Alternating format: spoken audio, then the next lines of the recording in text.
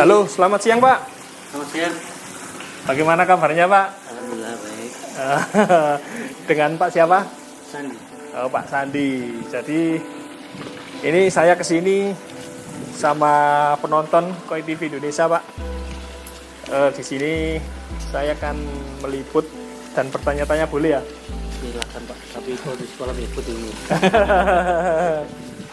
Jadi kita sapa dulu ya teman-teman yang ada di rumah, para subscriber Koi TV Indonesia.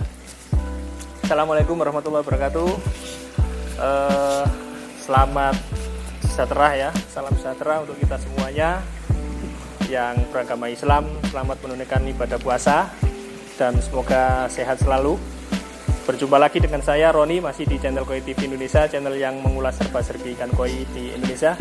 Hari ini saya berada di kota mana Pak? Surabaya ya ini ya? Surabaya.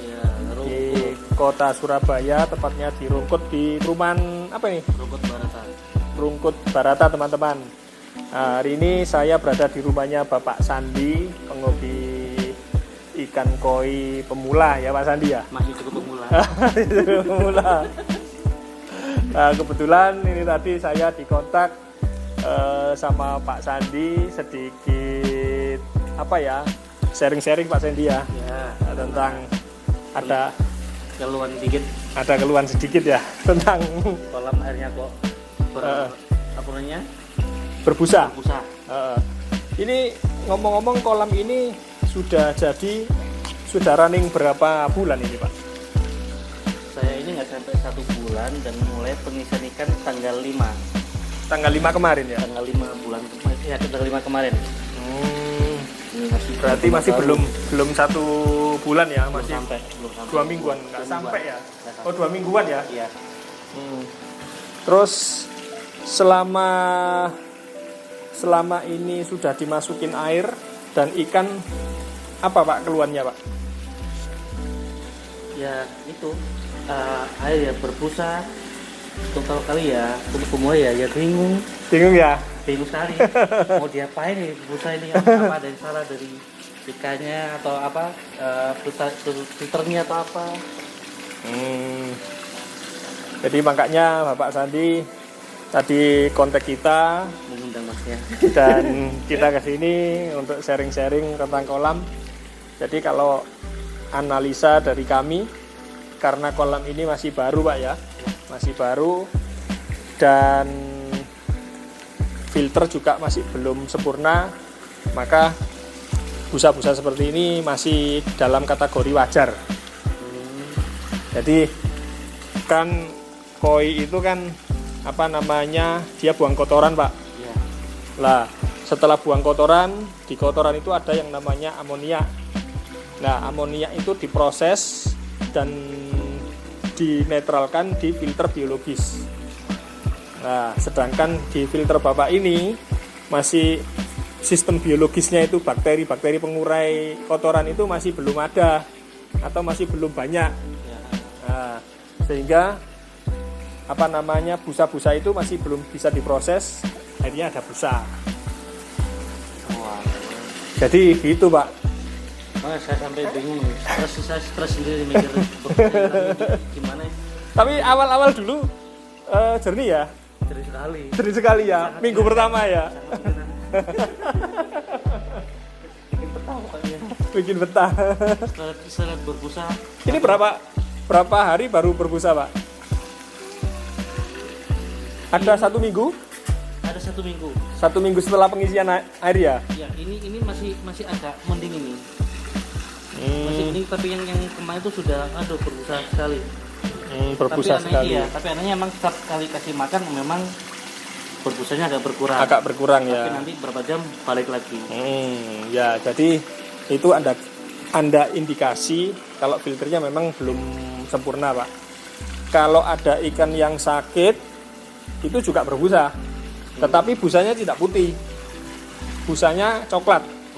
Jadi kalau nanti ya suatu saat kolam ini bening, terus kok ada busa warnanya coklat gitu, coklat kayak busanya orang nyuci baju gitu. Nah, itu berarti ada salah satu ikan yang sakit.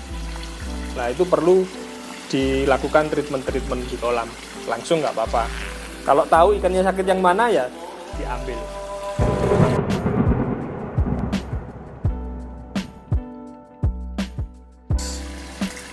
Ini untuk pembuatan ini dulu butuh waktu berapa lama Om? Mulai pondasi sampai jadi? Lumayan cepet sih, nggak sampai 1 bulan, mungkin 3 mingguan. 3 mingguan? 3 mingguan sudah jadi ya? Terus itu apa namanya, diborongkan apa, tukang kolam atau sendiri, atau tukang sendiri? Borongan semua. Semuanya pasrah berarti ya? Pasrah ada. Tahu beres. Harga murah. Murah ya? Berapa kira-kira? Ini saya untuk kolam aja 13. Untuk kolam saja 13. Sudah full semua, seisi media semua. Mesin pompa semua ada situ semua. Itu mungkin ya kata orang sih murah saya dapatnya. Iya sangat murah sekali Om. Rezeki itu saya. Termasuk bunga-bunga enggak ya? Enggak, beda. Beda ya? Beda, itu beda. Hanya untuk kolam aja gitu. Hanya untuk kolam saja. Terus untuk ukuran ini berapa ini ukuran? Ini kalau untuk ukuran semua ini sebenarnya 3 kali 250. Tapi kalau dari untuk dalamnya aja nih 1,5 musuh 2,5. Kedalaman air 80. Oh itu Pak 80 ya? Ya. Jadi murah teman-teman. Sangat murah. 13 juta. Sangat murah. Oke, sekarang kita bahas tentang filternya ya Om ya. Ya, untuk itu juga saya perlu tanyakan juga ke Masnya. Karena agak beda dikit. Agak beda ya. Nah, terus kita ke sini. Untuk filternya ini ada 1 2 3 4. Ada 4 chamber. Ya. Ini kira-kira ini ukuran chamber dalamnya 30 kali 40-an ya Om ya. Kalau saya kurang gitu tahu saya. Misalnya persen ke mantelnya aja. Ya kalau perkiraan saya ini kan 30. Ininya 40 chambernya. Terus dia memakai sistem angsa. Sistem angsa memakai pipa 2,5 in tiap chambernya. Nah terus ini untuk medianya ini pakai chamber pertama itu saya pakai itu karang jahe sama batu gombong. Chamber pertama karang jahe sama batu gombong. Nah, terus chamber kedua itu biobol sama kristal bio. Sama kristal bio. Sama batu gombong juga. Nah. Yang ketiga ketiga saya jari nelayan sama jetmet. Yang keempatnya itu pompa sama sinar UV. Tapi di waterfallnya saya kasih oyster. Terus untuk pompa ini kapasitasnya berapa ini? Nah itu dia, saya kan kurang tahu. Ini kan tadi kan 70 liter ya? Liter 70 liter per menitnya. Nah itu mungkin salah, kurang besar ya. Ya saya kan juga kurang paham, tapi juga itu juga buat rumah saya jelek juga sih. Ini salah dari pompanya juga. Jadi sebenarnya kalau dibilang salah ya bisa dikatakan tidak salah, sesuai sistem ini sudah benar. Cuma mungkin kalau menginginkan kualitas air yang jernih ya, otomatis butuh budget yang lebih. Sehingga harus upgrade pompa. Nah itu mas, kalau kebanyakan chamber kan yang pertama kan mekanis ya. Nah sedangkan saya ini kan Karanggai. Ada perbedaan nggak dari situ? Ya sebenarnya kalau kita ngomong pendapat ya ya.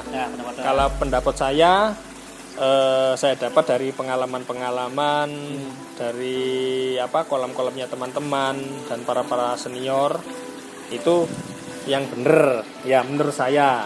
Nggak tahu menurut orang lain.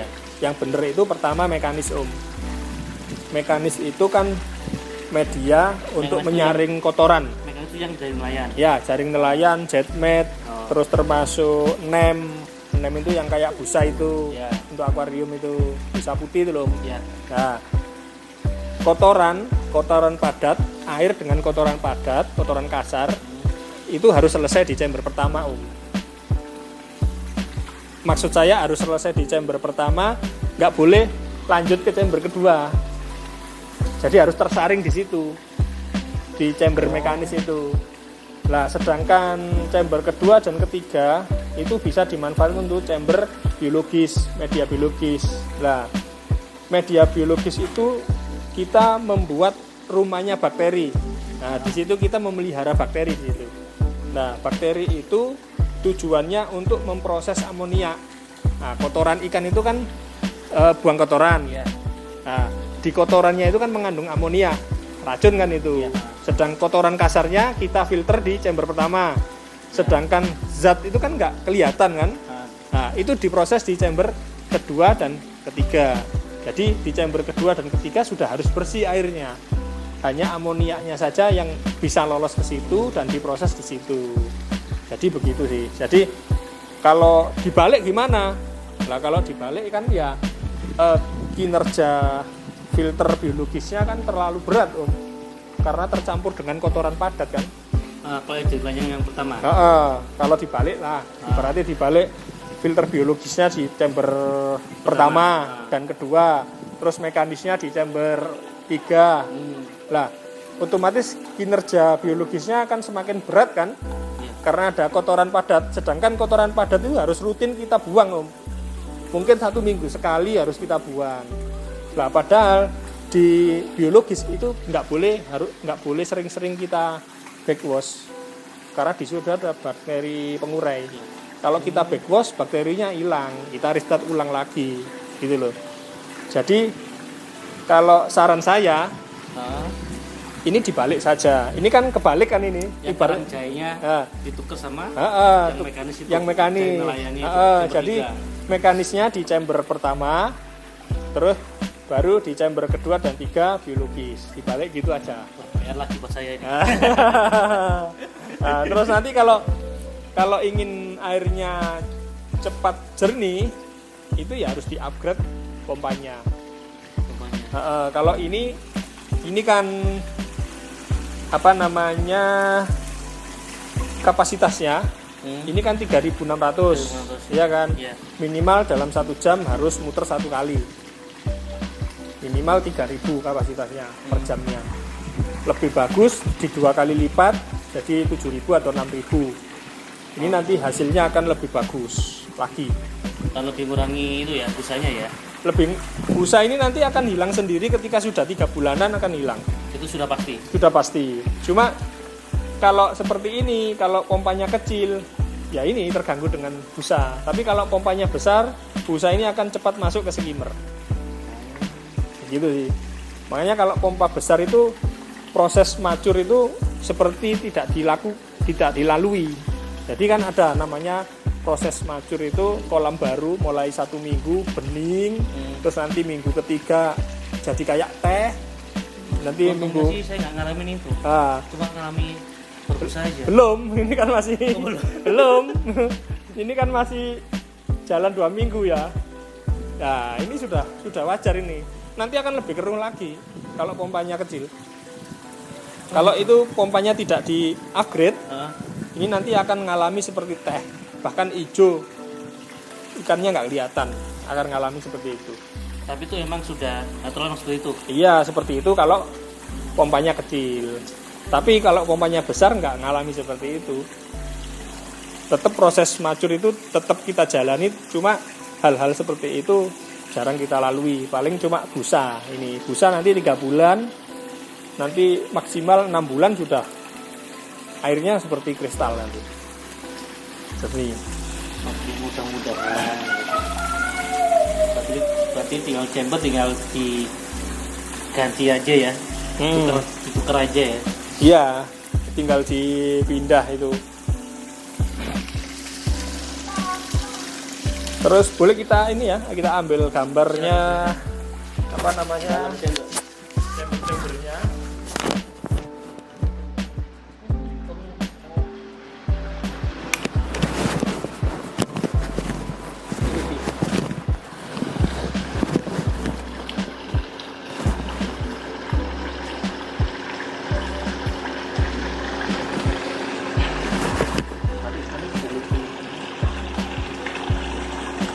Jadi itu bottom drill-nya di sana ya, Om ya? Iya, di tengah sini. Di tengah dia masuk ke chamber pertama. Dan ini skimmernya ya, teman-teman. Iya. Skimmernya masuk ke chamber pertama. Ini pakai layer angsa 2 tim setengah. Nah, terus ini chamber kedua. Di sana chamber 3.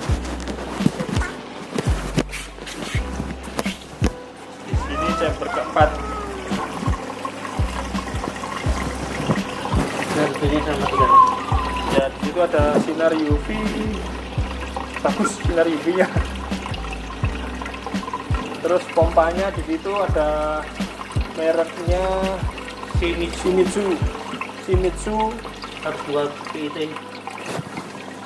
Harus 2 PT. 102 bit. Kapasitasnya kalau di tulisan itu 70 per menit. 70 liter per menit. Jadi terlalu kecil ya. Terus ini pipa backwash ya. Ya. Pipa backwash. Terus cara backwashnya di sini ya. Nah, di situ itu ada valve untuk backwash sama itu.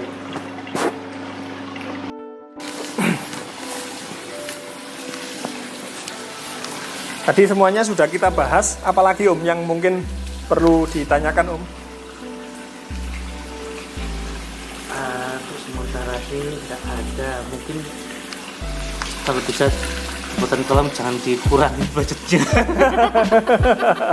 Harga menentukan kualitas ya. Iya. Harga menentukan kualitas Om, betul. Jadi kolam itu memang apa ya? Harganya memang sebenarnya bisa saja diolah mulai dari yang mahal sampai yang murah. Ya. Tapi ya itulah mungkin dari segi bahan, dari segi ukuran itu ya menyesuaikan ya. Ya benar. Jadi memang kita kalau mau buat kolam ikan koi itu memang nggak bisa ngirit Om. Ya. Salah satu contoh aja listrik yang nggak bisa diirit ya. Ya. Udah. Jadi kalau kolam dikasih pompa kecil bermasalah, kalau dikasih pompa besar itu kolamnya bagus tapi listriknya boros gitu kan. Jadi mungkin itu saja Om ya hari ini yang bisa kita sampaikan kepada para subscriber Koi TV Indonesia dan para penonton Koi TV Indonesia. Mudah-mudahan video kali ini bisa memberikan inspirasi bagi kalian semuanya dan informasi bagi kalian semuanya yang mungkin penghobikan koi pemula yang mau bikin kolam ya ya belajar dari kesalahan ya Ya, udah. Jadi terima kasih saya ucapkan untuk waktunya hari ini Om ya. Terima kasih atas kunjungannya juga. Terima kasih atas waktunya hari ini sudah memberi kesempatan kepada tim Koi TV Indonesia untuk meliput kolamnya yang baru. Terima kasih kepada para subscriber dan penonton Koi TV Indonesia yang hari ini belum subscribe channel Koi TV Indonesia. Jangan lupa klik tombol subscribe ya agar kita bersemangat untuk men-share kepada kalian video-video yang terbaru. Oke, saya akhiri. Wassalamualaikum warahmatullahi wabarakatuh.